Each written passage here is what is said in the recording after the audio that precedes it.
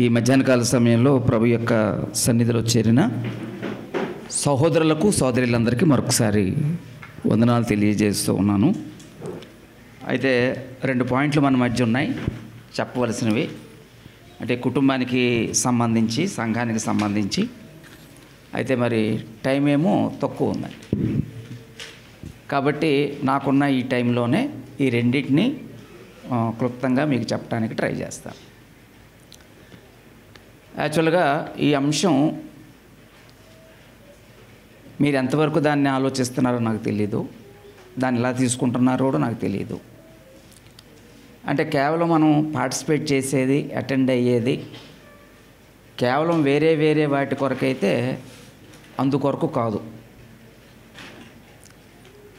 Purpose ఏదైనా కానీ, ఇప్పుడు ఆనందపురంలో ఒక కార్యక్రమం ఏర్పాటు చేస్తే అది బైబిల్ క్లాస్ కావచ్చు, లేకపోతే సహవాస గుడి కావచ్చు, మరి ఇంకేదైనా కావచ్చు. ఒకటే పర్పస్, దాని వెనక ఏంటంటే క్రీస్తు స్వరూప్యం సంపాదించడం, అంతే. ఇక రెండోది ఏం కాదండి. ఆ ఉద్దేశంతోనే ఏ కార్యక్రమమైనా జరగాలి. ఇక ఆ ఉద్దేశం కాకుండా ఏ కార్యక్రమం జరిగినా అది క్రీస్తుకు చెందిన కార్యక్రమం కాదు. కాబట్టి మనం పాల్గొనేది అందుకై ఉండాలి, మనం కార్యక్రమం అదై ఉండాలి, మన నిర్ణయాలు అదై ఉండాలి. కాబట్టి ఆ విషయాలు కొంచెం జాగ్రత్తగా ఆలోచించాలి. అంటే మేము మా ప్రాంతం నుంచి వచ్చాం కాబట్టి కొంచెం కటువుగా, గట్టిగా ఉంటాయి. అంటే ఇక్కడున్న ప్రీచర్స్కి అయితే చాలా మృదువుగా, చాలా సాఫ్ట్గా, నొప్పి లేకుండా ఇంజెక్షన్ చేసే డాక్టర్లు ఉంటారు కదా, వాళ్ళ దగ్గరికి వెళ్తే ఏమంటారు, అసలు ఈ ఇంజెక్షన్ చేసినట్టే ఉండదు, ఈ డాక్టర్ గారు మంచి ఆయన, పలానా డాక్టర్ చేసేటండి బాబోయ్, ఒళ్ళంతా పొడిచేసేటండి అంటారు. కాబట్టి మేము అలాంటి డాక్టర్లం. కాబట్టి మీరు మా ప్రాంతాన్ని బట్టి, అక్కడున్న పరిస్థితులను బట్టి అలా గట్టిగా చెప్తాం. దాన్ని మీరు అన్యదా భావించద్దు. అన్యదా భావించి నేను ఏం చేస్తారులేండి, 4ంటికి నేను వెళ్ళిపోతాను, మీకు మళ్ళీ కనబడను. సరే, క్రీస్తు స్వరూప్యం పెరుగుట అందరి బాధ్యతలో మనం 3వ పాయింట్లో ఉన్నాం. మనందరి బాధ్యత, వ్యక్తిగత బాధ్యత చూసాం. ఇప్పుడు కుటుంబ సభ్యుల బాధ్యత, సంఘం యొక్క బాధ్యత. అప్పుడు కుటుంబ సభ్యుల బాధ్యతను గురించి ఆలోచిస్తే అసలు కుటుంబాన్ని దేవుడు ఎందుకు ఇచ్చాడు? అసలు ఆలోచిద్దాం. కుటుంబాన్ని ఏర్పాటు చేసింది ఎవరు? దేవుడు. అంటే కుటుంబ వ్యవస్థ ద్వారా దేవుడు ఏం చేయాలనుకున్నాడంటే ఆయన నామాన్ని, లేకపోతే ఆయన మహిమపరచాలనుకున్నాడు కుటుంబాల ద్వారా. ఆ కుటుంబాల ద్వారా ఆయన మహిమపరచాలనే ఉద్దేశంతోనే కుటుంబ వ్యవస్థను ఏర్పాటు చేశారు. ఆ కుటుంబానికి పునాది ఏంటంటే వివాహం. ఆ వివాహం అయినటువంటి వారు కుటుంబ వ్యవస్థలోకి అడుగెడుతున్నారు. ఆ కుటుంబం ద్వారా ఆయన మహిమపరచబడాలి. మరి కుటుంబం ద్వారా ఎలా మహిమపరచబడతాడు దేవుడు? మహిమపరచబడాలి అంటే మహిమపరచబడతాడా? మహిమపరచబడాలంటే ఆయన చేయాలా? అది మరి ఎప్పుడు మహిమపరచబడతాడు? ఆ కుటుంబం క్రీస్తు స్వారూప్యం కలిగి ఉంటే ఆయన మహిమపరచబడతాడు. అందుకే దేవుడు కుటుంబం ఇచ్చాడండి. అప్పుడు కుటుంబంలో ఎవరుంటారు సాధారణంగా? అంటే తల్లిదండ్రులు ఉంటారు, అలాగే పిల్లలు ఉంటారు, దానికి ముందు భార్య, భర్త ఇలా ఉంటారు. ఇప్పుడు 1 పేతురు 3వ అధ్యాయం మనందరికీ తెలుసు, 7వ వచనం. 1 పేతురు పత్రిక 3వ అధ్యాయం 7వ వచనంలో ఏమున్నది?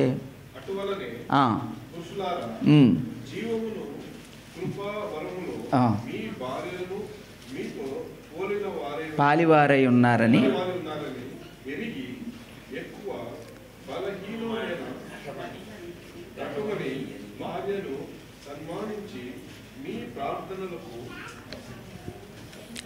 అంటే ఆ వచనంలో ఏమన్నాడు అంటే పురుషులకు చెప్తున్నాడు. పురుషులకి ఏం చెప్తున్నాడు? జీవమును కృపావరంలో మీతో పాటు వారు కూడా పాలిభాగస్తులు అన్నాడంట. ప్రస్తుతం ప్రపంచమంతా కృపావరాల కోసం కొట్టుకు చేస్తున్నారు, అంతే కదండి. స్వస్థత వరం కావాలని, అద్భుతాలు వరం ఉందని, ఈ కృపావరాల గురించి డిస్కషన్ పెడుతున్నారు. ఈ కృపావరాల కోసమే డిబేట్ చేస్తున్నారు. ఈ కృపావరాల కోసం తన్నుకు చేస్తున్నారు. అసలు కృపావరం ఏదండి? అది విడిచిపెట్టేశారు. అసలు కృపావరం ఏదండి? జీవమను కృపావరము. అసలు జీవం అనేది కృపావరం అనే సంగతి ఎంతమందికి అర్థమైంది? ఇప్పుడు మనకైనా సరే కృపావరాలంటే సంఘంలో చేసే 7 పనులే కృపావరాలు అనుకుంటున్నాం. దానికోసమే మనం ప్రయత్నిస్తున్నాం, దానికోసం సాధన చేస్తున్నాం. కానీ జీవం అనే కృపావరం ఒకటి ఉంది. అసలు దాని గురించి ఎంతమంది పట్టించుకున్నారు? కాబట్టి జీవమను కృపావరంలో మీ భార్యలు మీతో పాటు పాలి భాగస్థులు అన్నాడు. అంటే జీవాన్ని పెంచుకునే విషయంలో, జీవంలో పెరిగే విషయంలో దేవుడు పురుషుడికి ఎంతైతే జీవాన్ని సమృద్ధిగా ఇచ్చాడో స్త్రీకి కూడా అంతే సమృద్ధిగా ఇచ్చాడు. జీవంలో పెరిగే విషయంలో పురుషుడు ఎంత పెరగాలో స్త్రీ కూడా అంతే పెరగాలి. భర్త ఎంత పెరగాలో భార్య కూడా అంతే పెరగాలి.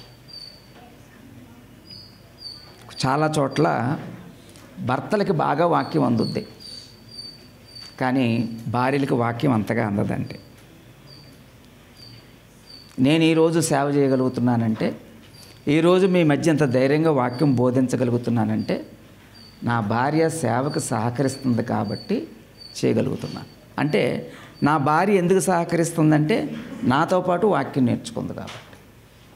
లేదు నేను ఒక్కడనే వాక్యం నేర్చుకున్నాను, నేను ఒక్కడనే పెరుగుతున్నాను, ఆమె నేను పెంచలేదు, ఆమె పెరగలేదు, నన్ను సేవ చేయనిస్తారా?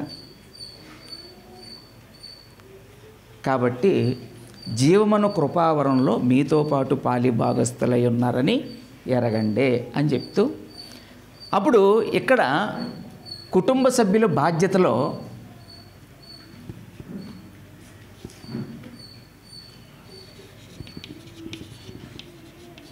భార్య క్రీస్తు స్వారూప్యంలో పెరుగుట భర్త బాధ్యత.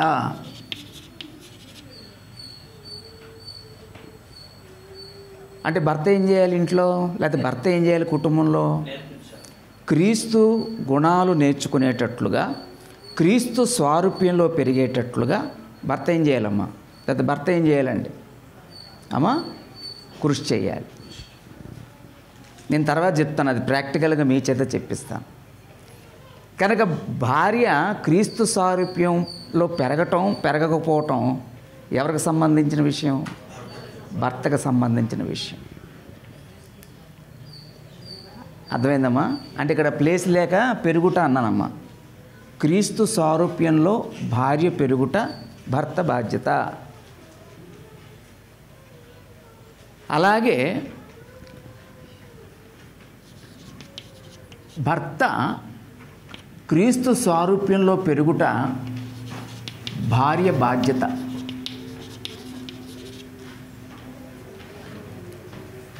ఒకవేళ భర్తే గనక భార్య క్రీస్తు స్వారూప్యంలో పెరగటంలో, ఆమెను పెంచటంలో కృషి చేయలేదు, బాధ్యత వహించలేదు, నిర్లక్ష్యం చేశాడు, ప్రమాదం ఏంటండి?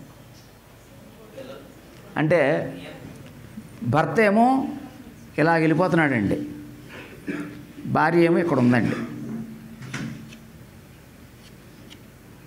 ఆయన పెరుగుతున్నాడు, బాగానే వాక్యం చదువుతున్నాడు, ప్రాక్టీస్ చేస్తున్నాడు, అన్ని విషయాలు నేర్చుకుంటున్నాడు, అలా బ్రతుకుతున్నాడు. భార్య క్రీస్తు యొక్క స్వారూప్యంలో పెరగటం నిర్లక్ష్యం చేశాడు. అప్పుడు ఆమె పెరగదు. ఇక్కడ సమస్య ఎవరిది? ప్రాబ్లం ఎవరిది అమ్మా? కాబట్టి ఏర్పడే ప్రమాదం ఏంటి అమ్మా? ఇక్కడ ప్రమాదం అది పక్కన పెడితే చెప్పండి అమ్మా, ఏదో చెప్తున్నారు చెప్పండి. అప్పుడు ఈమె పెరగలేదు, అప్పుడు ఏం చేద్దంటే ఈయన పెరగనివ్వదు.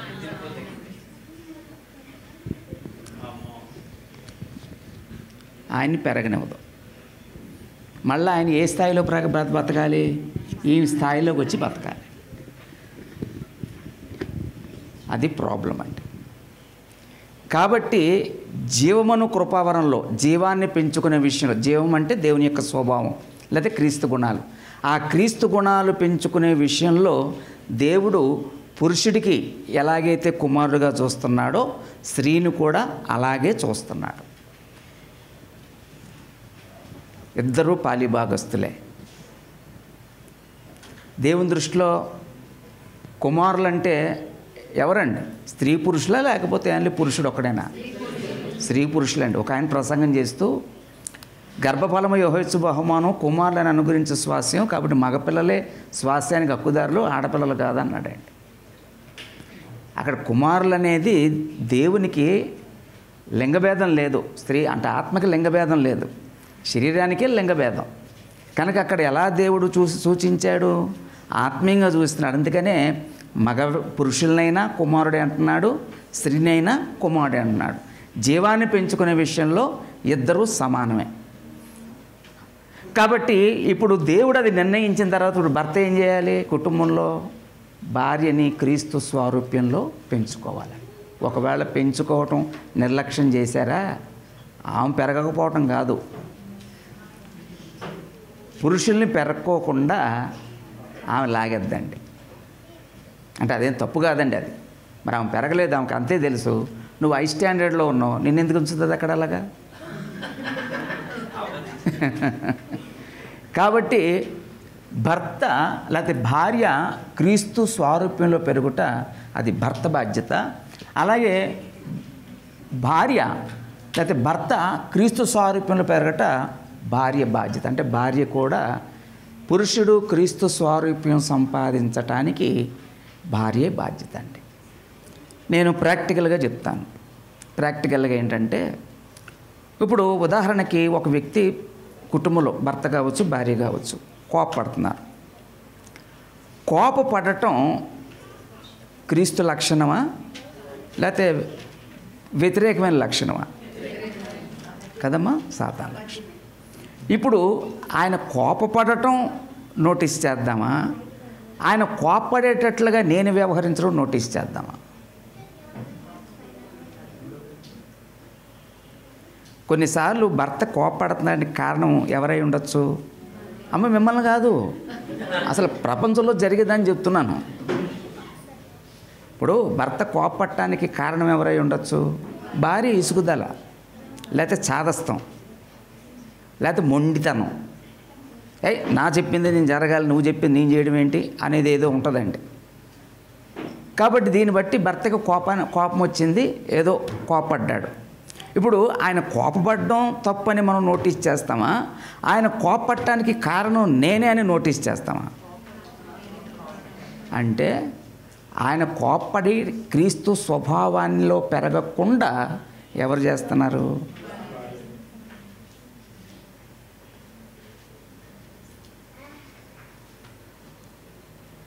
ఎవరు చేస్తున్నారమ్మా? అదండి. భార్య చికాకులో ఉంది, దేని బట్టో చికాకుగా ఉంది. ఇప్పుడు ఆమె చికాకు పడి తొందరపడి ఏదైనా నిర్ణయం తీసుకుంటుంది. అప్పుడు దానికి కారణం ఎవరై ఉంటారు? భర్త కదా. ఇప్పుడు కొన్నిసార్లు స్త్రీని కూడా ఏపుకు తినేస్తాడండి. ఆమె మానసిక స్థితి అర్థం చేసుకోడు, ఆమె శారీరక స్థితి అర్థం చేసుకోడు, ఆమెకున్న లోటుపాట్లు అర్థం చేసుకోడు. ఈయన చెప్పిందే వినాలి. ఆమెకు ఒక వ్యక్తిత్వం ఉందని, ఆమె ఒక మనిషి అని అసలు ఆ కొంతమంది మనసులోంచి తీసేస్తారండి, ఏదో బానిసలా చూస్తారండి. అప్పుడు ఒకవేళ ఆ స్త్రీ లేకపోతే ఆ భార్య ఏ భర్త ద్వారా అయితే హింసించబడుతుందో, ఏ భర్త ద్వారా అయితే ఇబ్బంది పడుతుందో దాన్ని బట్టి ఆమె రియాక్ట్ అవుద్ది. అప్పుడు ఆమె రియాక్ట్ అవ్వటానికి ఆమె రియాక్ట్ అయిందని నోటీస్ చేస్తామా, రియాక్ట్ అవ్వటానికి కారణం నేనని నోటీస్ చేస్తామా?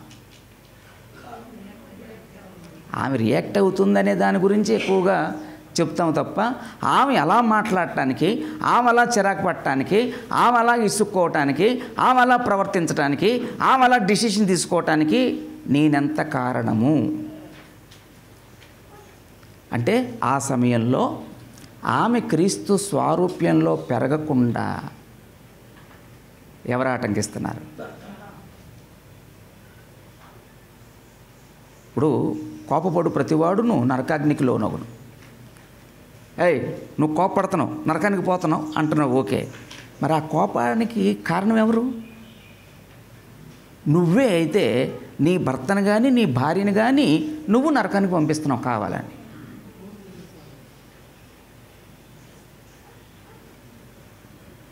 అర్థమైందమ్మా? మన జీవితంలో మన కుటుంబంలో ఎన్ని తప్పులు జరుగుతున్నాయో. ఇప్పుడు ఒక వ్యక్తి ద్వేషిస్తున్నాడు, లేకపోతే భర్తే ద్వేషిస్తున్నాడు. అలా భర్త ద్వేషించడానికి ద్వేషాన్ని మనం నోటీస్ చేస్తాం తప్ప ఆ ద్వేషానికి కారణం నేనెంత అయ్యాను? భార్య కలహం ఆడుతుంది, కలహం ఆడిందే నోటీస్ చేస్తాను తప్ప నేను ఆమె కలహం ఆడటానికి నా ప్రవర్తన ఎంత కారణమైంది అని ఎవరూ పట్టించుకోరు.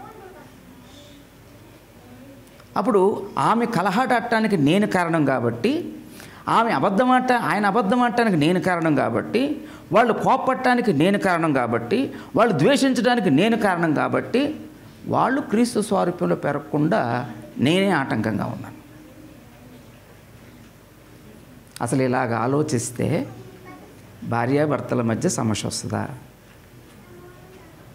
ఎన్నిసార్లు నా భార్య క్రీస్తు స్వారూప్యంలో పెరగకుండా ఉండటానికి నేను వ్యవహరించాను, ఎన్నిసార్లు నా భర్త క్రీస్తు స్వారూప్యంలో పెరగకుండా నేను వ్యవహరించుంటాను. కొంతమంది ఏమండి మనం యేసుప్రభుని నమ్ముకున్నాం, మనలో ద్వేషం ఉండకూడదు, మనం ఎవరిని ద్వేషించకూడదు అంటున్నాం. మంచిదే, మంచి ఆలోచనే. కానీ ద్వేషించకూడదన్న ఒక పాయింట్నే రేజ్ చేస్తున్నాం తప్ప ద్వేషించటానికి కారణమైనటువంటి ఆ ప్రవర్తన ఎవరు నోటీస్ చేయరండి.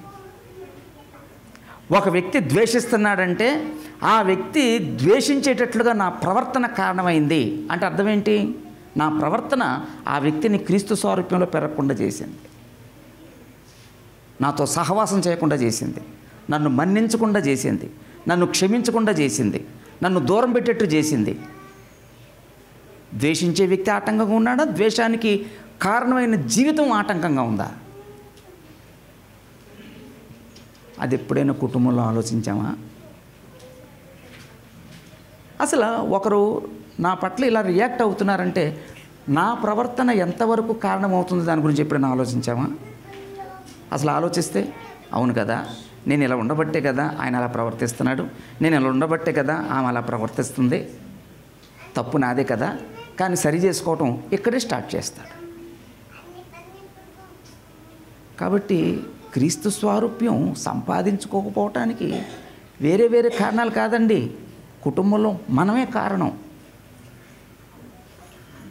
రేపొద్దున నీకు నీ భార్యని ఇచ్చాను, లెక్క చెప్పు. నీకు ఎందుకు ఇచ్చాను? నీకు భర్తని ఇచ్చాను, ఎందుకు ఇచ్చాను? పెత్తనం చేయటానికా? నీకెందుకు ఇచ్చాను? కాళ్ళ కింద తొక్కటానికా? ఇద్దరూ క్రీస్తు సారూప్యంలో పెరగటానికి. ఆలోచించారు ప్రాక్టికల్గా?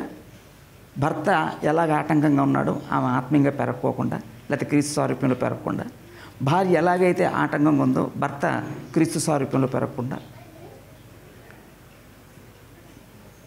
అదండి. ఒకవేళ ఏదైనా కుటుంబంలో ఏదైనా సమస్య వచ్చిందనుకోండి, భర్త వద్దులే మనకి ఎందులే గొడవలు వదిలే అన్నట్టు, నోర్మై చేతకానోడా, చేతకాని మాటలు మాట్లాడుతున్నావు, నోరు లేదా నీకు? మాట్లాడచ్చు కదా, ఒక్క మాట కూడా మాట్లాడవు అని ఈయన రెచ్చగొట్టింది. ఆయన ఏం చేశాడు? రెచ్చిపోయాడు, గొడవ ఆడాడు. ఏం చేసావు? ఏం చేశారు? ఆయన క్రీస్తు సారూప్యం సంపాదించకుండా నీ సలహా నువ్వు రెచ్చగొట్టావు. కుటుంబాల్లో ఎన్ని తప్పులు జరుగుతున్నాయో చూసండి. అంటే ఇంకెక్కువ మాట్లాడే టైం అయిపోయింది. 2,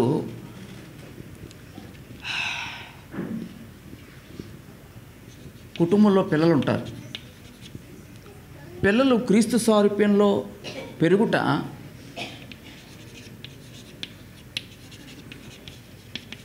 తల్లిదండ్రుల బాధ్యత.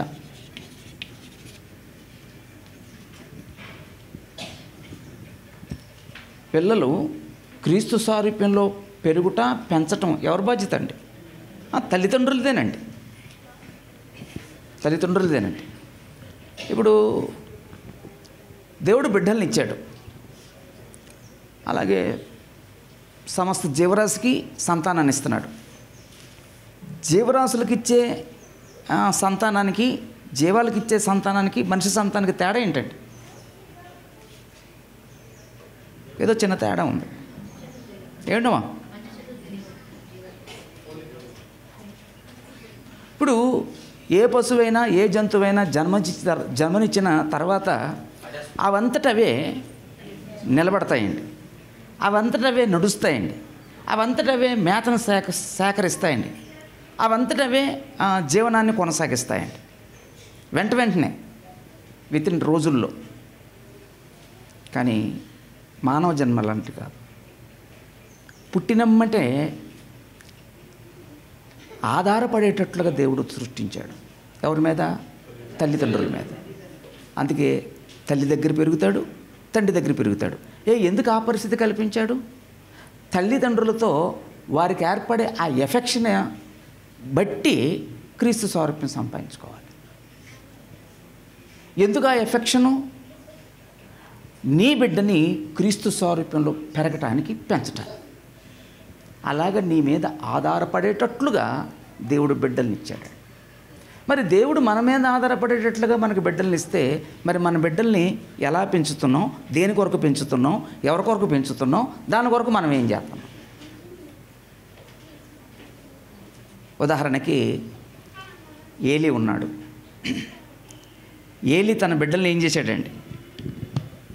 పట్టించుకోలే. అప్పుడు యెహోవా దేవుడే అన్నాడండి, నాకంటే నీ బిడ్డలు నువ్వు ఎక్కువ చేస్తున్నావు.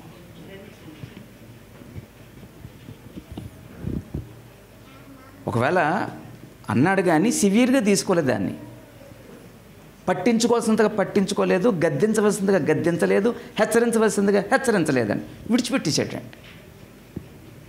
ఆఖరికి బిడ్డల్ని కోల్పోయాడండి. అలాగే యోబు ఉన్నాడు. యోబు గ్రంథం 1వ అధ్యాయం 5వ వచనంలో తమ పిల్లలు, అక్కడ రాసేసుకుంటూ వచనం, యోబు గ్రంథం 1వ అధ్యాయం 5వ వచనం చదవండి.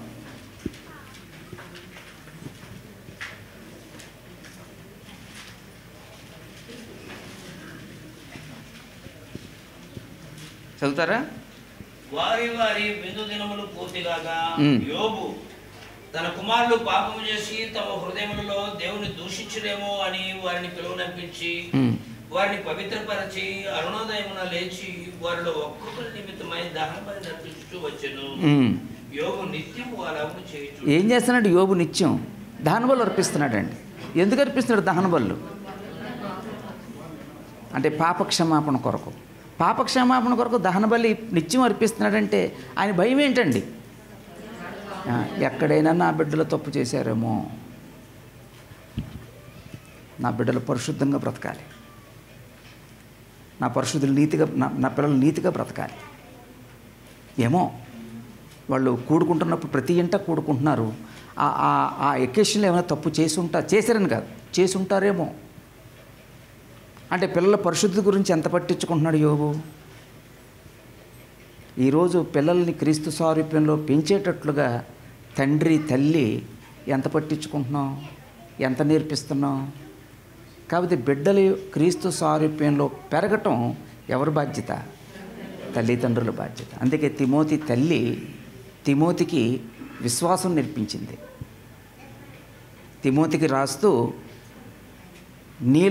నీలో ఉన్న నిష్కపటమైన విశ్వాసం మొదట మీ అమ్మలోనూ, లోయలోనూ, అలాగే ఇంకెవరిలోనూ, యునేకలోనూ వసించుచున్నది, వాళ్ళలో ఉన్న విశ్వాసం నీలోనూ వసించుచున్నది అన్నాడండి. అంటే తిమోతి తల్లి కానీ అమ్మమ్మ కానీ ఏమి నేర్పించారు? విశ్వాసాన్ని నేర్పించారు. కాబట్టి ఈరోజు కుటుంబంలో పిల్లలు ఉంటే పిల్లలకి తల్లిదండ్రులైన మీరు ఏమి నేర్పించే అవసరం ఉంది? క్రీస్తు స్వారూప్యంలో పెరిగి పెంచే బాధ్యత తల్లిదండ్రులదే. ఒకవేళ బిడ్డలు నిర్లక్ష్యం చేసామా, రేపొద్దున దేవుడు లెక్క అడుగుతాడు. నీకు నేను బిడ్డనిస్తే నువ్వేం చేశావు, ఎలా పెంచావు? అంతేనండి.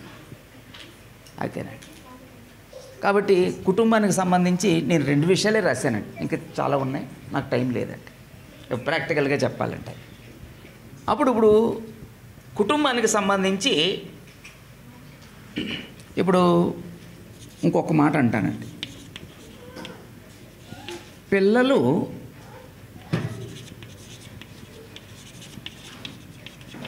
తల్లిదండ్రులకు సహకరించాలి.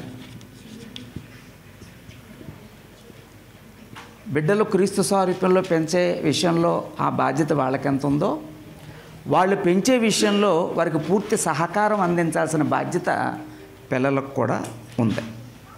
ఈరోజు పిల్లలు ఎలాగ ఉన్నారండి? సమాజంలో భయంకరంగా ఉన్నారండి, చెప్పింది వింటలేదండి.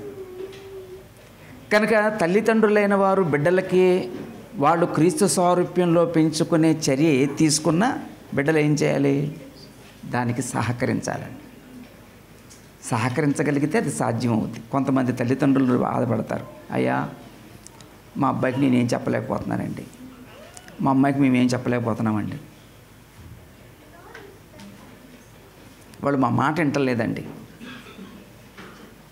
ఒకవేళ ఏదైనా గట్టిగా మాట్లాడితే చర్చికి రామంటున్నామండి, నేను ఆ బైబిల్ క్లాస్కి రానంటున్నారండి. అందుకే ఇప్పుడు భయం వేస్తుందండి, గట్టిగా మాట్లాడదామంటే భయం వేస్తుందండి.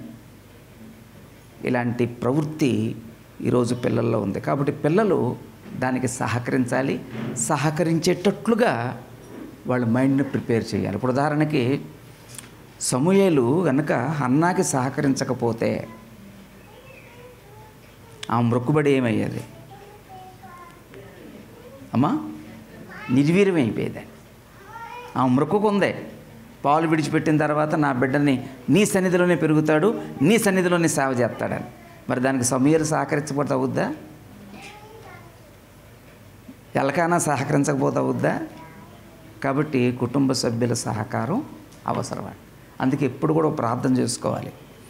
తండ్రి, నేను ఎలాగైతే పెరగాలనుకుంటున్నానో నా భార్య కూడా అలా పెరిగేటట్లుగా సహాయం చేయి. నేను ఎలా పెరగాలని నేను కోరుకుంటున్నానో నా భర్తను కూడా అలా పెంచగలిగే శక్తిని నాకు దయచేయి.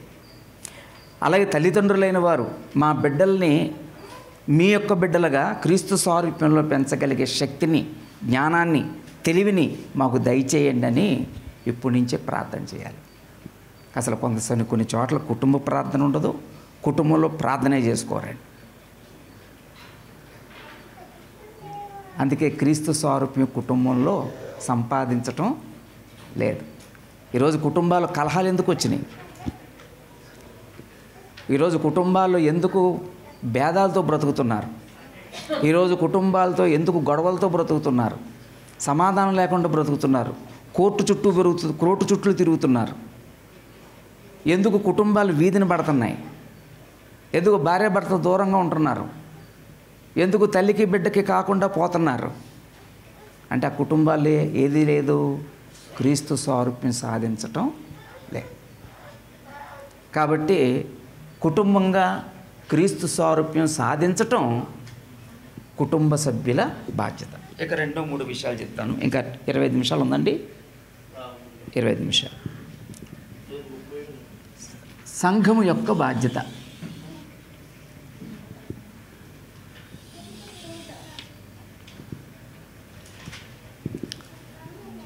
సంఘం యొక్క బాధ్యత. అసలు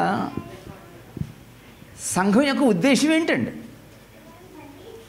సంఘం ఎందుకు? అమ్మ జవాబు చెప్పండి. ఎవరైనా నిద్ర ఉన్నవాళ్ళు చెప్పండి. నిద్రపోయేవాళ్ళు వద్దులేండి, పడుకునే ఉన్నవాళ్ళు. పాపం వాళ్ళు రెస్ట్ కావాలి కదా సార్, పడుకు. నిద్రపోని వాళ్ళు తప్ప మెలకు ఉన్నవాళ్ళు చెప్పండి, సంఘం ఎందుకు? అమ్మా సంపూర్ణత, పరిపూర్ణత సంపాదించండి. Very good. దేవుని బిడ్డలుగా ఎదగాలని. సంఘం ఎందుకండి? అంతేనండి. ఒకటే పర్పస్ సంఘం, క్రీస్తు స్వరూప్యాన్ని సంపాదించటం, ఇంకేం కాదండి. కాకపోతే మీరు ఎక్కడైనా పిహెచ్డి చేసిన వాళ్ళని అడగండి, అయ్యా సంఘం అంటే ఈయనేమో క్రీస్తు స్వరూప్యం అంటున్నాడు, ఇంకా అది కాదు ఇంకేదో ఉండుంటుంది, కాబట్టి ఆ గ్రీకులో ఏముంది, హెబ్రూలో ఏముంది, లాటిన్లో ఏముందో మాకు చెప్పండి అని అడగండి. సంఘం యొక్క ఏర్పాటు యొక్క ఉద్దేశం అదేనండి. అక్కడే ఒక వ్యక్తి క్రీస్తు స్వారూప్యాన్ని సంపాదించగలడండి. క్రీస్తు స్వారూప్యాన్ని సంపాదించే సముచిత స్థానం సంఘం అండి. సంఘం వెలుపల క్రీస్తు స్వారూప్యం సంపాదించడండి. సంఘాన్ని హత్తుకొనోడు క్రీస్తు స్వారూప్యాన్ని సంపాదించడండి. ఈ మధ్యన ఒక వ్యక్తి చదువుతామండి మనం వాక్యంలోకి వెళ్ళిన తర్వాత. కాబట్టి ఇక్కడ నేను నా పాయింట్లు ఏంటంటే,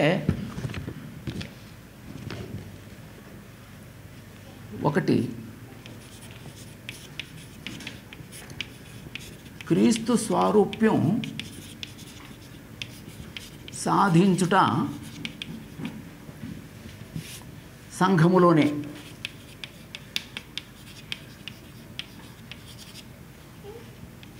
అందులో మనం ఇందాక చదివాం ఎఫెసీ పత్రిక 4:11-12లో అదే మాట ఉంది. 2 అంటే మీకు అర్థమైన వచనమే, నాకు అర్థం కాని వచనం ఒకటి చెప్తానండి.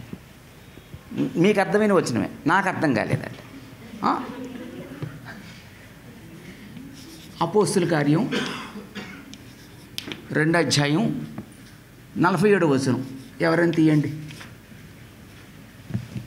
అపోస్తుల కార్యం 2వ అమ్మా ఆనందముతోనూ నిష్కపటమైన హృదయముతోనూ ఆహారం పుచ్చుకొనుచుండిరి. మరియు ప్రభువు రక్షణ పొందుతున్న వారిని అనుదినము వారితో చేర్చుచుండెను అన్న మాట ఉందండి. ఇప్పుడు సంఘంలో చేర్చింది ఎవరండి?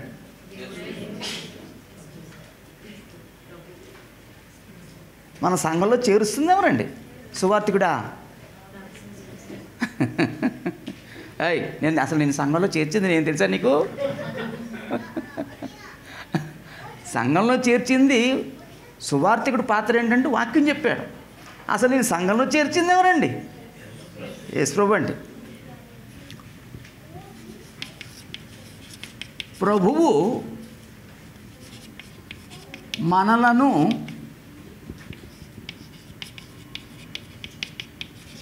సంఘములో చేర్చాడా, చేర్చుచుండెనా? అది జరుగుతుంది కాబట్టి చేర్చుచుండెను.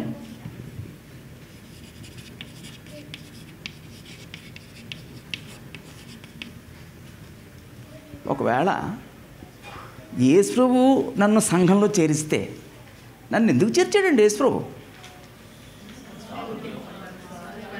అమ్మా అంతేనండి. అప్పుడు నన్నేమో సంఘంలో చేర్చారు, బాబు గారిని కూడా సంఘంలో చేర్చారు. నన్ను చేర్చింది ప్రభువే, బాబు గారిని చేర్చింది ప్రభువే. ఇప్పుడు నేను బాబు గారితో ఎలా వ్యవహరించాలి?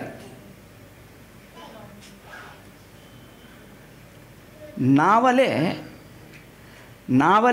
నన్ను ఎలాగో ప్రభువు చేర్చారో ఆ సహోదరుని కూడా ప్రభువే చేర్చాడు అన్నట్లుగా వ్యవహరించాలండి. అప్పుడు నన్ను ఎందుకు చేర్చాడు ప్రభువు? క్రీస్తు సారూప్యం సంపాదించడానికి. అప్పుడు బాబు గారిని ఎందుకు చేర్చారు ప్రభువు? క్రీస్తు సారూప్యం సంపాదించడానికి. అప్పుడు నేను ఆ సహోదరికి ఏం చేయాలి? ఆ క్రీస్తు సారూప్యంలో సంపాదించుకునేటట్లుగా, క్రీస్తు సారూప్యంలో పెరిగేటట్లుగా నేను అతనికి సహకరించాలి. నేను క్రీస్తు సారూప్యంలో పెరిగేటట్లుగా ఆయన నాకు సహకరించాలండి. మా ఇద్దరి మధ్య గొడవ ఏంటండి?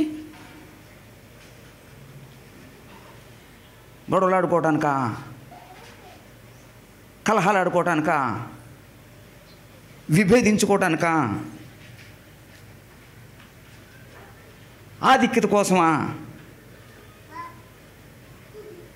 అందుకే నేను ఒక మాట చెప్పానండి, గుర్తుందో లేదో, ఉదయం పూట అసలు విషయాలు పట్టించుకోకుండా అనవసర విషయాలని పట్టించుకొని ఎలాడుతున్నామంటే. అవసరమైన విషయం ఏంటి? క్రీస్తు స్వరూపం సంపాదించడం. అనవసరమైన విషయాలు ఏంటి? ఇలాంటివి అండి. ప్రభు మనల్ని సంఘంలో చేర్చేది ఒకటే, క్రీస్తు స్వరూపం సంపాదించడం. అప్పుడు సంఘంలో నాయకులు ఉంటారు. నాయకులు ఎవరు? పెద్దలు ఉంటారు. నాయకులు ఎవరు? పరిచారకులు ఉంటారు, సువార్థికులు ఉంటారు. నాయకులు ఎవరు? పరిచారకులు ఉంటారు.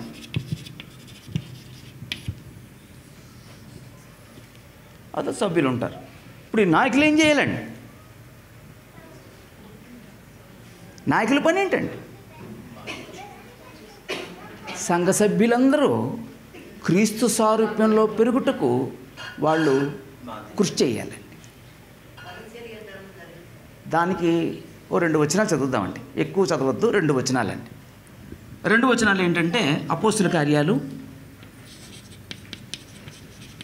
20వ అధ్యాయం 28-31. దేవుడు తన స్వరక్తమిచ్చి సంపాదించిన తన సంఘమును కాయుటకు పరిశుద్ధాత్మ మిమ్మల్ని దేనియందు అధ్యక్షులుగా ఉంచెను. ఆయా యావత్తు మందను గూర్చి మీ మటుకు మిమ్మల్ని గూర్చి జాగ్రత్తగా ఉండి, నేను వెళ్ళిపోయిన తర్వాత క్రూరమైన తోడేళ్ళు మీరు ప్రవేశించునని. వస్తాయో? వచ్చాయండి, వచ్చాయి. వాళ్ళు మందను కనికరించరు. శిష్యులను తమ వెంట ఇంచుకొని పోవాలని వంకర మాటలు మాట్లాడతారటండి. మీరునే ఎవరిలోనూ?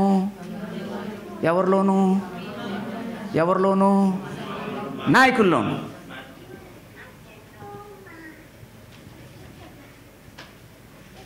సాతాను నాయకుల్నే పట్టుకుంటాడండి. నిన్ను నన్ను పట్టుకుంటే ఏం చేస్తాడు? ఇద్దరమే. బాబు గారు నా మీద పడ్డాడంటే మధ్యాహ్నం పడ్డాను. నిన్ను నన్ను పట్టుకుంటే ఏముంటుందండి? నాయకుడిని పట్టుకుంటే 100 మంది దొరుకుతాడండి ఆడికి. అందుకే నాయకుడి మీద దెబ్బ కొడతాడండి. వాళ్ళు వంకర మాటలు చెప్పుచూ జనంలో ఏం చేస్తారటండి? అమ్మా ఈడ్చుకెళ్ళిపోతారు. కావున నేను 3 సంవత్సరములు రాత్రింబగళ్ళు కన్నీళ్లు విడుచుచు ప్రతి మనిషిని మానక బుద్ధి చెప్పితనని మీరు జ్ఞాపకం చేసుకోండి. అంటే ఎఫెసులో ఉండి మిలేతులో ఉండి ఎఫెసు నుంచి సంఘ పెద్దలు పిలిపించి వాళ్ళతో మాట్లాడండి. నేను 3 సంవత్సరాలు ఉన్నాను ఎఫెసులో. ఎలా ఉన్నాడటండి? కన్నీళ్లు విడుచుచు. ఎందుకు కన్నీళ్ళు? ఆయనకెందుకు కన్నీళ్ళు? ఎక్కడ వీళ్ళు తొలగిపోతారో, ఎక్కడ క్రీస్తు స్వారూప్యాన్ని వీళ్ళు కోల్పోతారో, ఈ తొలగిపోతే క్రీస్తు యొక్క ఆ సరళతలో నుంచి తొలగిపోతారో అని 3 రాత్రింబగళ్ళు కన్నీళ్ళు విడుస్తున్నాను. ఎవరి కోసం? అమ్మా ఆయనకేదో ఇష్టమైన మనుషులు ఉంటారు, వాళ్ళు సెలెక్టెడ్ పీపుల్ కోసమే కదా. ప్రతి మనుష్యుని మానక బుద్ధి చెప్పుచు. అదండి. అంటే పౌలు అక్కడ ఉన్న వాళ్ళ కోసం ఏడుస్తున్నాడండి, కన్నీళ్ళు కారుస్తున్నారండి. ఈరోజు కన్నీళ్ళు కార్చే నాయకుడు ఉన్నాడండి?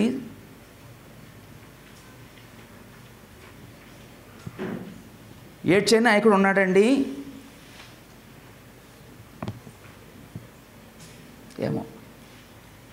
నాయకుల బాధ్యత ఏంటంటే సంఘంలో ఉన్న ప్రతి మనిషిని క్రీస్తు స్వారూప్యం పెంచేటట్లుగా, క్రీస్తు స్వారూప్యం కలిగేటట్లుగా, క్రీస్తు స్వారూప్యంలో పెరిగేటట్లుగా ప్రోత్సహించాలి, హెచ్చరించాలి, అవసరమైతే ఎంకరేజ్ చేయాలి. ఇంకో మాట వాడాడండి. కొలస పత్రిక 1వ అధ్యాయం 28వ వచనం.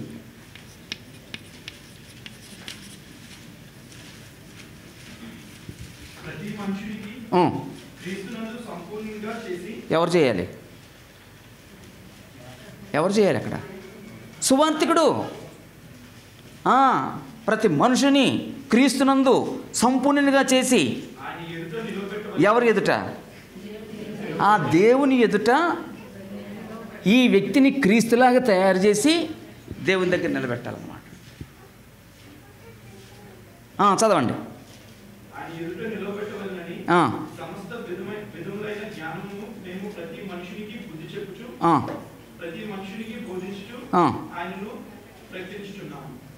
అంటే పౌలు ప్రతి మనుషుని క్రీస్తునందు సంపూర్ణునిగా చేసి దేవుని ఎదుట నిలబెడతాడు. అదే ఆయన పని. దానికోసం ఏం చేస్తున్నాడటండి? ప్రతి మనిషికి హెచ్చరిస్తున్నాడు, బుద్ధి చెప్తున్నాడు.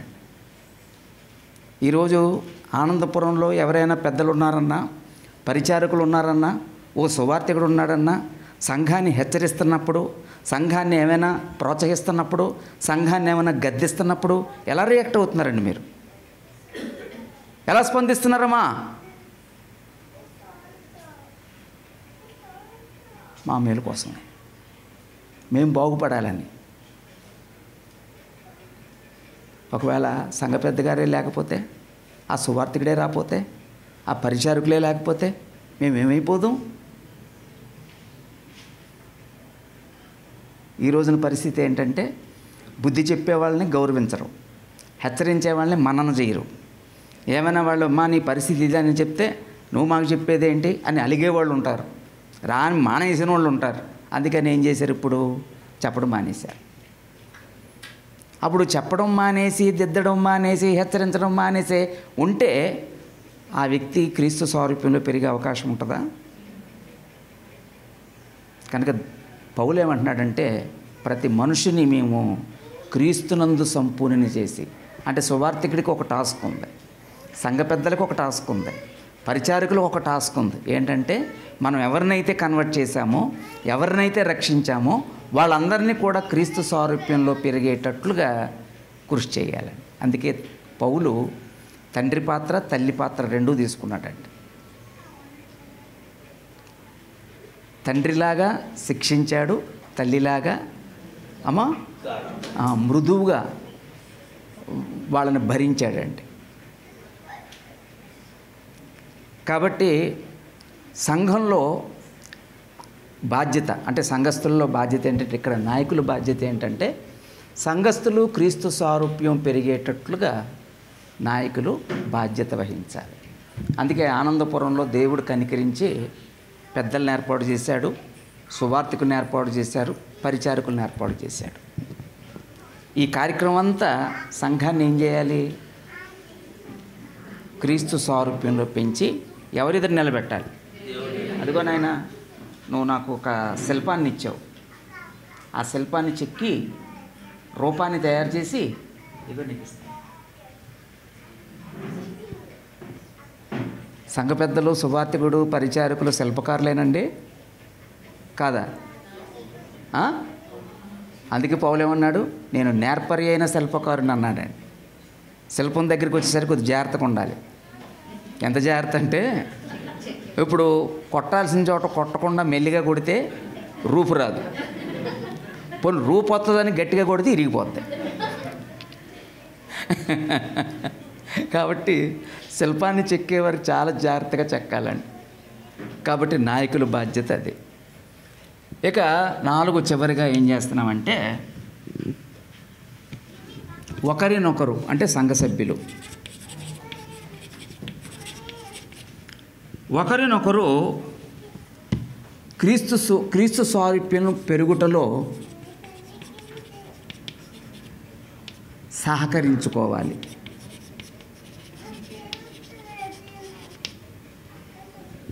అంటే సంఘ సభ్యులు ఒకరి మధ్య ఒకరు సహకరించవలసిన అవసరం ఉంది. అమ్మా, సహోదరుడు సహకరించుకోవాలి, సోదరి సహకరించుకోవాలి. అంటే సంఘ సభ్యులు ఒకరి మధ్య ఒకరు సహకరించాలి. రీజన్ ఏంటమ్మా?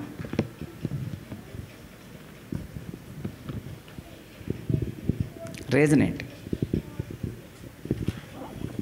మీరు బే చెప్తే బేగ అయిపోద్ది. మీరు అలాగే మౌనంగా ఉన్నారనుకోండి, 6 వరకు ఇలాగే ఉంటాను.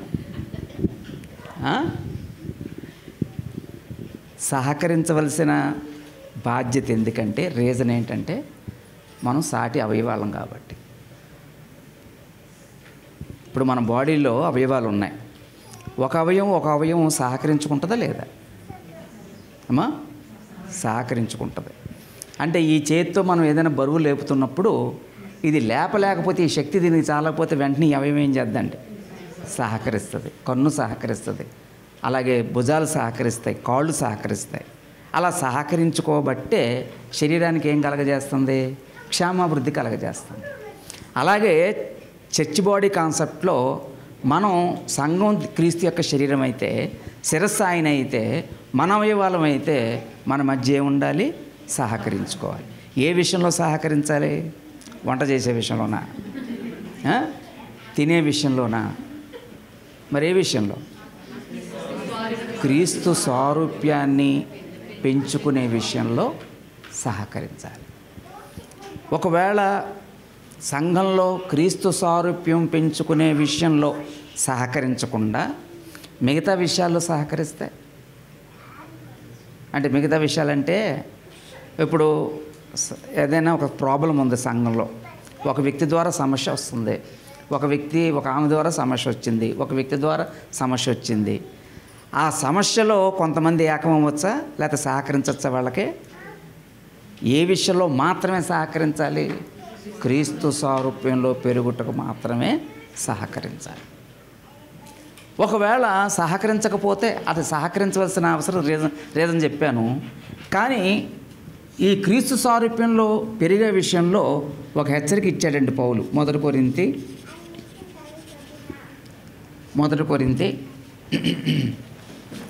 8వ అధ్యాయం 11-13 వచనాలు.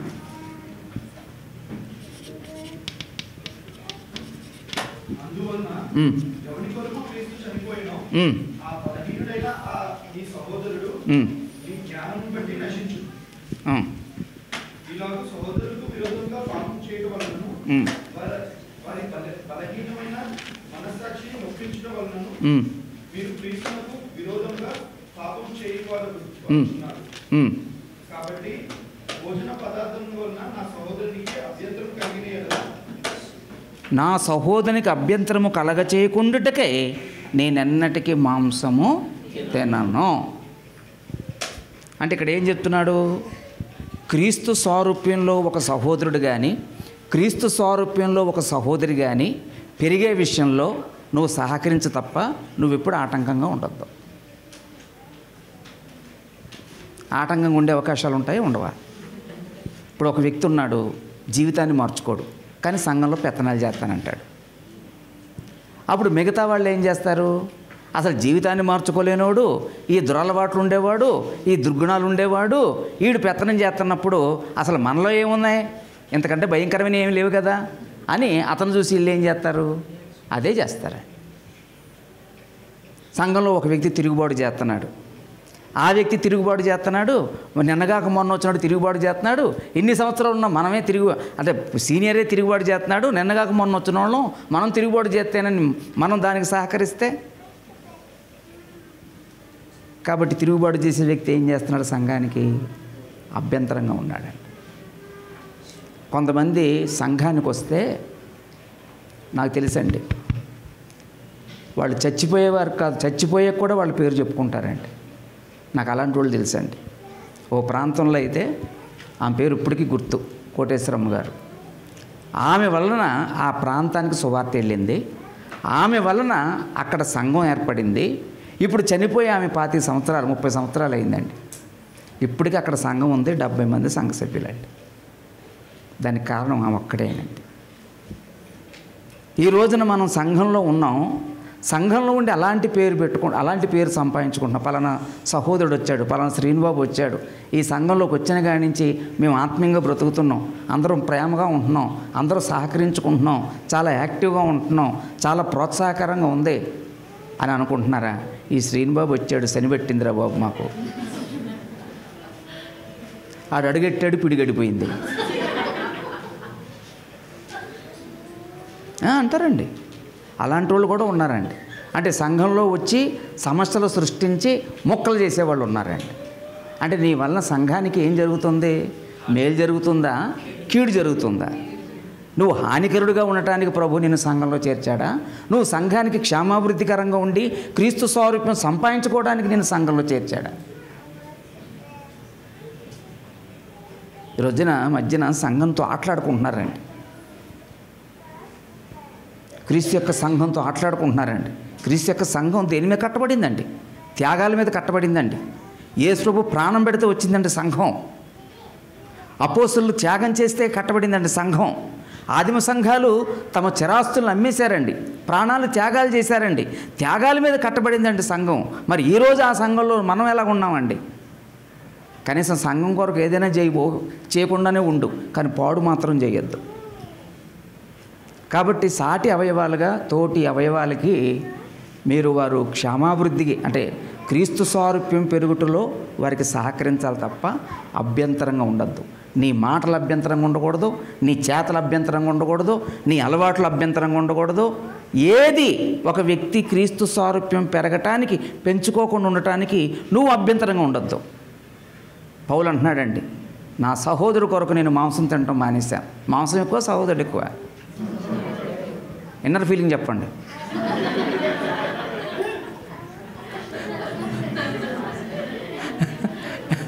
ఇన్నర్ ఫీలింగ్ చెప్పండి అమ్మా. ఇన్నర్ ఫీలింగ్ అన్నాను, నోట్లోంచి వచ్చేది కాదు. మీరు చెప్పండి సహోదరులారా, ధైర్యవంతులు, ఉత్సాహవంతులు, మీరు బలమైన వాళ్ళు సంఘానికి. చెప్పండి ఇన్నర్ ఫీలింగ్. భోజనం ఎక్కువ, మాంసం ఎక్కువ, సహోదరుడు ఎక్కువ? అంతే. వాళ్ళు మాట్లాడకపోతే ఏం చేస్తారు మీరు? అరే నా చిన్నప్పటి నుంచి మాంసం తిన్నోడిని, నరాల్లో మాంసం ముద్దలు ఉన్నాయి. అది నోరు చిన్నప్పటి నుంచి దానికి అలవాటు పడిపోయింది. ఈ మధ్యలో వచ్చిన సహోదరుడు కోసం నేను మాంసం మానేయాలా?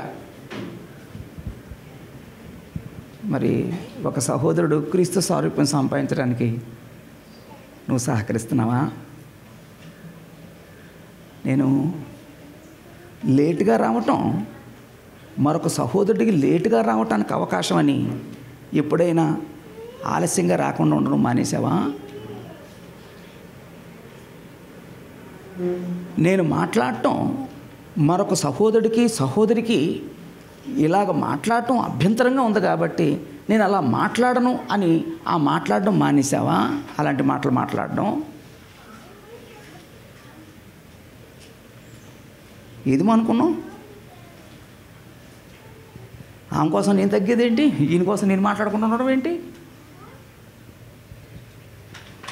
ఇలాగనుకుంటున్నావు తప్ప ఓ సహోదరు క్రీస్తు స్వారూప్యం సంపాదించడానికి నేను ఎంత సహకరిస్తున్నాను.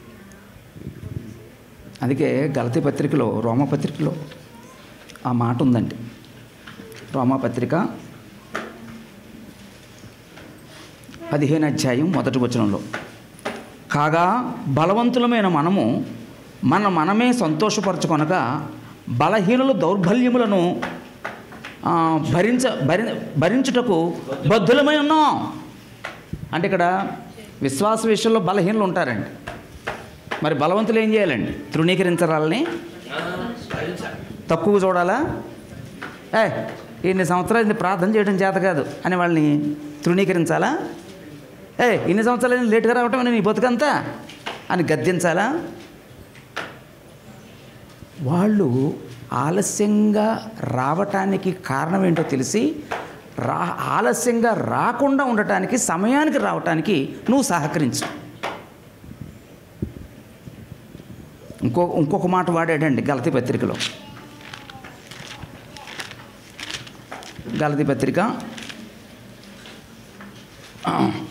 6వ అధ్యాయం, సహోదరులారా, ఒకడు ఏ తప్పిదములోనైనా చిక్కుకొనిడలా ఆత్మ సంబంధులని మీలో ప్రతివాడును తానును శోధింపబడునేమో అని తన విషయమే చూచుకొనుచు సాత్వికమైన మనసుతో అట్టి వాడిని మంచి దారికి తీసుకుని రావాలేనో. ఇక్కడేం చేయాలండి? తొలగిపోతున్నాడు. ఆ తొలగిపోతున్న వ్యక్తిని తొలగిపోని, అది పోని అనకూడదటండి. ఒకవేళ అలాంటి పరిస్థితి నా జీవితంలో ఏర్పడితే, అలా నా జీవితంలో ఏర్పడకుండా ఉండేటట్లుగా నా ప్రాక్టీస్ కోసం, నేను బలపడటం కోసం ఆ తొలగిపోయిన వాడిని రక్షించే బాధ్యత కూడా మనదే. అంటే మనలో బలహీనతలు ఉండవా? ఉంటాయి. అందుకే యేసుప్రభువే ఉన్నారండి, మొదట నీ కంట్లో దూలం చూడు, ఆ తర్వాత ఎదటవాని కంట్లో నలుసును చూడు. మనకి దూలం కనబడుతుందా, నలుసు కనబడుతుందా? మరి మన దూలాల సంగతే.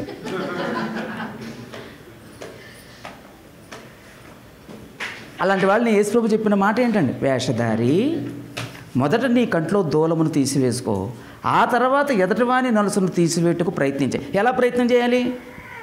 ఇదిగో, ఒకప్పుడు నాకు ఇలాంటి బలహీనత ఉంది, నేను సరి చేసుకోగలిగాను, నేను దిద్దుకోగలిగాను, నువ్వు కూడా దిద్దుకోగలుగుతావు, నువ్వు కూడా మానుకోగలుగుతావు అని ఆ సాటి అవయవంగా తోటి సహోదరుడు క్రీస్తు సారూప్యంలోకి పెరిగేటట్లుగా ప్రోత్సహించాలి. ఇది జరుగుతుందమ్మా? జరిగితే దేవునికి స్తోత్రం. జరుగుతుందండి. అలాగా సంఘం యొక్క బాధ్యత ఏంటంటే, సంఘం క్రీస్తు సారూప్యం సంపాదించడానికి దేవుడు ఏర్పాటు చేసింది. ఇక రెండోది ఇంకేం కాదండి. ఇక ఏ కార్యక్రమం ఉన్నా దీంతో ముడిపడి ఉంటుంది అంతే. ఏ కార్యక్రమం అయినా మీరు ఒక కార్యక్రమం చెప్పండి, ఆ కార్యక్రమం దీంతో ముడిపడి ఉంటుందండి. అప్పుడు అసలు సంఘంలో చేర్చింది ఎవరు? యేసుప్రభువే నన్ను చేర్చాడు. ఎందుకు చేర్చాడండి? అరే, నువ్వు లోకంలో ఉంటే క్రీస్తు సారూప్యం సంపాదించలేవురా, అందుకే నువ్వు సంఘంలో ఉండు. అప్పుడు ఇక్కడ నాయకులు ఉన్నారు, సంఘ సభ్యులు ఉన్నారు. నాయకుల బాధ్యత ఏంటండి? ప్రతి ఒక్కరిని క్రీస్తు వంటి సంపూర్ణతను సంపూర్ణంగా చేసి దేవుని ఎదుట నిలబెట్టాలి.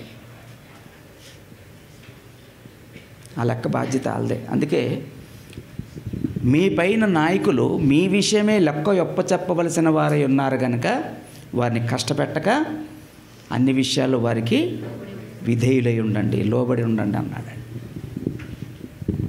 కనుక ప్రతి ఒక్కరూ క్రీస్తు సారూప్యంలో పెరిగేటట్లుగా సంఘ పెద్దలు, అలాగే సువార్థికులు, పరిచారకులు తయారవ్వాలి. అలాగే సంఘ సభ్యులు ఒకరినొకరు ఆత్మీయంగా పెరిగేటట్లుగా సహకరించాలి. అంతే తప్ప ఒక సహోదరుడికి ఒక సహోదరుడు, మరొక సహోదరికి మరొక సహోదరి ఎప్పుడు అభ్యంతరంగా ఉండొద్దండి. నా వలన మరొకరు క్రీస్తు సారూప్యం పెరిగేటట్లుగా నేను అర్థంలాగా ప్రతిబింబించాలి తప్ప నా వలన మరొక వ్యక్తి ఆటంకపరచబడేటట్లుగా క్రీస్తు సారూప్యంలో ఎదగకుండా ఉండేటట్లుగా నేను అభ్యంతరంగా ఉండకూడదు. అసలు అభ్యంతరంగా ఉండడం కంటే అమ్మా, బెంగళూరులో సముద్రం ఎక్కడ ఉంది? పసిఫిక్ మహాసముద్రం. అక్కడికి వెళ్ళాలి, ఫ్లైట్ టికెట్లు. లోతైన సముద్రం అది. మెడకి తిరగట్రాయి కట్టి పారారు. ఆ ఛార్జీలు మీయే నాయి కావు. అలా అంటున్నారండి, ఛార్జీలు ఇస్తాడు చూడు వెళ్దామని. మీరు మెడకి రాయి కట్టుకోండి అంటే నేను ఇస్తానండి.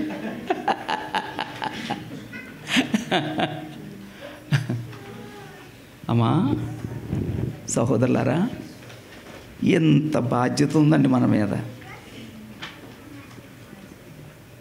వెనకాల ఉన్న సహోదరులారా, ఎంత బాధ్యత ఉందండి.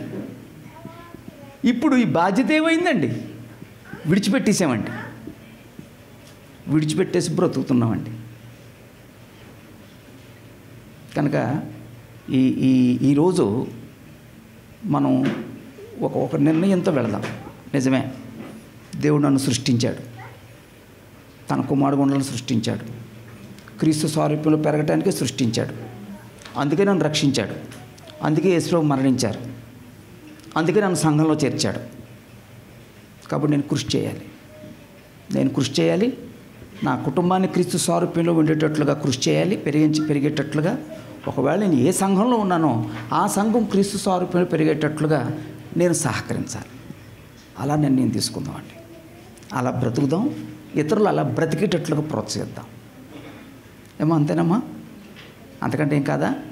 అంతేనండి. అందరికీ వందనాలు. మరి నాకు ఈ అవకాశం ఇచ్చినటువంటి దేవాది దేవునికి, అలాగే ఆనందపురంలో ఉన్న సంఘ పెద్దల ఇరువురికి, అలాగే సువార్థికులకి, పరిచారకులకి, అలాగే స్థానిక సంఘంలో ఉన్న ప్రతి ఒక్కరికి, సోదరి సహోదరులందరికీ కూడా నా వందనాలు తెలియజేస్తూ నా కోసం ప్రార్థించవలసిందిగా మనవి చేస్తూ ముగిస్తున్నానండి. వందనాలు.